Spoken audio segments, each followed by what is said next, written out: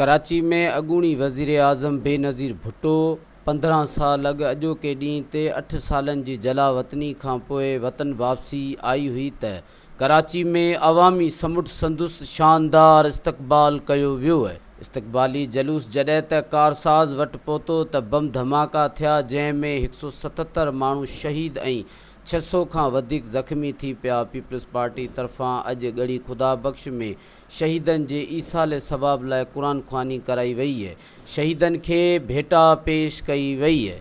Peoples party जे chairman ऐं अॻूणे वज़ीर आज़म मोहतरमा बेनज़ीर भुट्टो केतिरनि ई सालनि जी जलावतनी खां पोइ 18 अक्टूबर 2007 ते कराची एयरपोर्ट ते पहुती त अवाम जे वॾे समुंड संदुसि आजियां कई हुई। सॼे मुल्क मां पीपल्स पार्टी जा मेंबर्स पंहिंजे क़ाइद जे इस्तक़बाल ऐं हिकु झलक ॾिसण जे लाइ कराची पहुता त जहाज़ मां निकिरंदे ई बेनज़ीर भुट्टो पंहिंजे प्यारनि जो मेड़ ॾिसी जज़्बात ते क़ाबू न रखी सघी आहे।